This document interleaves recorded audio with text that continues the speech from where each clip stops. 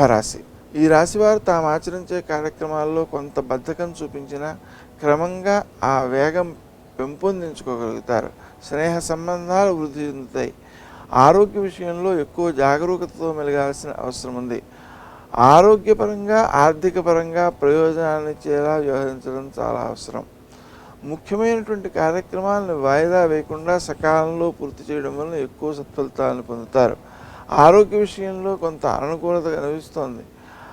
ఆ విషయాన్ని మనం దృష్టిలో పెట్టుకుని ఆరోగ్యాన్ని వృద్ధి చేసుకోవడం కోసం క్రీం అచ్యుతానంత గోవింద అనే నామాన్ని జపించడము, శనిదోష పరిహారం కోసం ప్రతి శనివారము శివునకు పూజ చేసి ఆ 1/2 కేజీ నూనెను ఆవులకు పెట్టడం. ఒక ఆవుకు పెట్టకూడదండి, ఎక్కువ ఆవులను చోటుకి వెళ్ళి పెట్టాలి. ఆ విధంగా చేయడం ద్వారా వాటికి శరీర పుష్టి కలుగుతుంది, ఆరోగ్య బలం పెరుగుతుంది.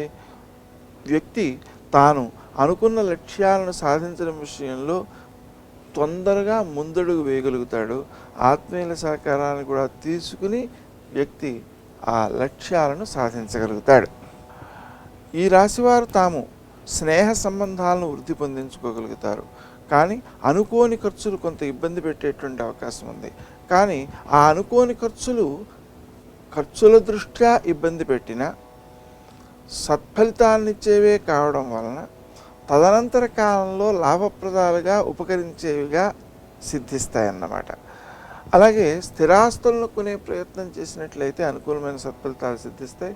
దానికి శ్రీ వరాహాయ ధరణ్యుద్ధారకాయ నమః అనే మంత్రాన్ని 1098 సార్లు ప్రతిరోజు చేసుకుంటున్నట్లయితే సిద్ధించేటువంటి భూమి మీకు మేలు చేసేదై, ఆనందాన్ని ఇచ్చేదై, అధికమైన అభివృద్ధినిచ్చేదిగా రూపొందే అవకాశం ఉంది.